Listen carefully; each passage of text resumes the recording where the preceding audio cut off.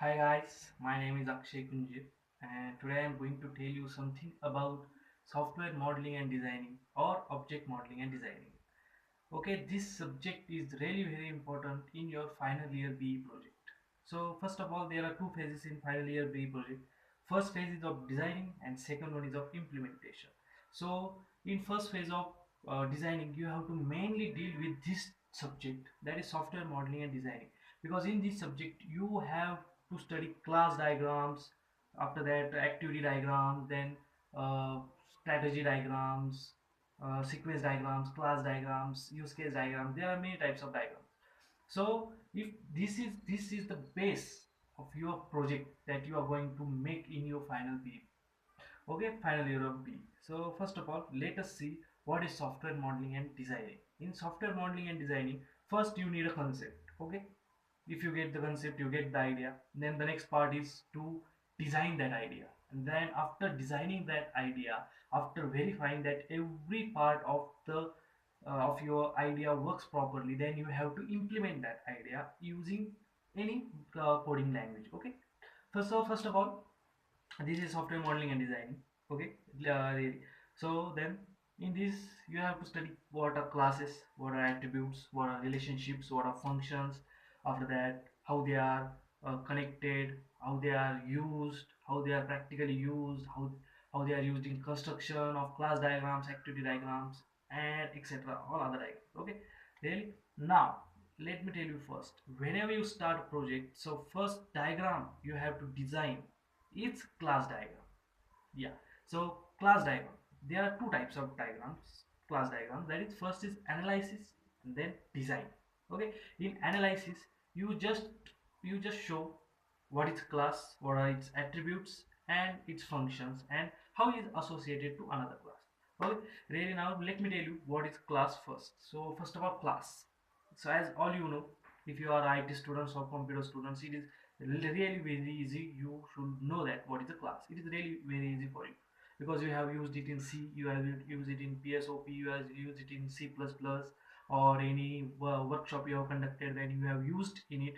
So first of all, this is class which has a name, which has attributes, which has object, which has functions, etc. Okay, so class, here class is collection of all these three items: attributes, objects and functions. Okay, so name, it is not unique name, you can give any name you want.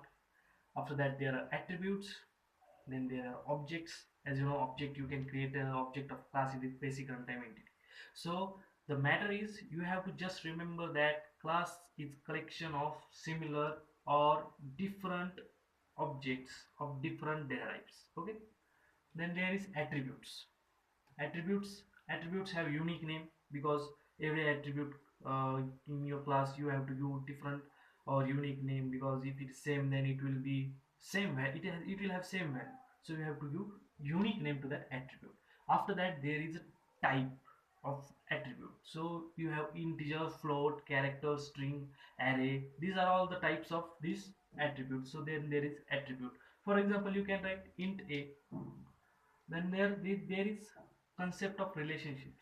So see, first of all, these two you have studied a lot in all the previous languages, but this is the new concept: relationships.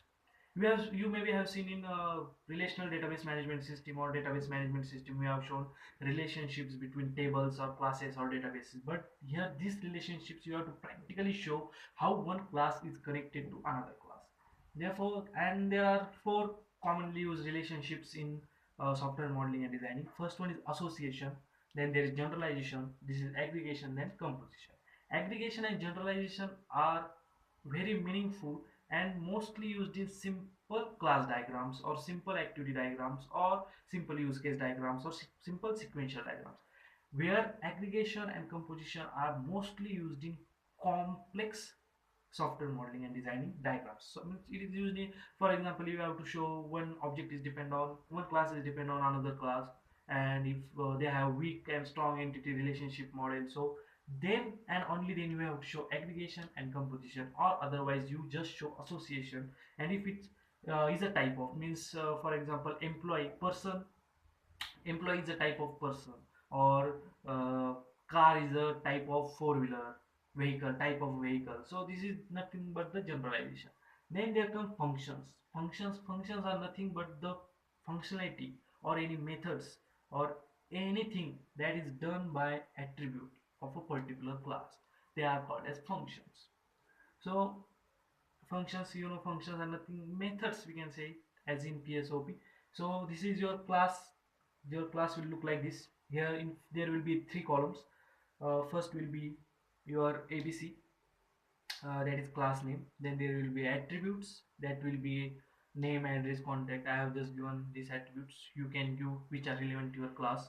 And then there is functions. This is the functions. So after when you have given a class, we have drawn another class, then you have to show navigation between them. Navigation is nothing but how they are associated to each other. They can be associated in this manner. They can be, as one class is associated with single other class, that is one to one multiplicity is also said. That one class is associated with one or many classes, that is shown by one to many. Then after that, many classes are associated with single classes, that is shown by many to one. And many classes are associated with many classes, that is shown by many to many. Here star represents many, and this single one represents single class is associated with many classes. So these are all the concepts that you really need to understand first before implementing your first class diagram. And before implementing all the SMD diagram, these are mainly used. See this class and these relationships, you are going to see them throughout your SMD syllabus or anything you can, or any phase in your project development. And if this is not clear, then really listen to me, that if you are not clear what is your class and how the relationships are going to work and what will be the attributes, then there is no way that your project will be 100% completed. Yeah, it will be completed about 40 to 50%, but if you have to complete your project successfully with 100% of guarantee that it's going to produce accurate answer, then your base or your foundation should be perfect. So these are the items on the list that you should be managed to understand, and you should be really into this to complete your phase 1 successfully. Okay, thank you. That's all for today, and this is my first video, so do like my video, do subscribe, and share it with your friends. And I hope I'll see you in next video. Thank you.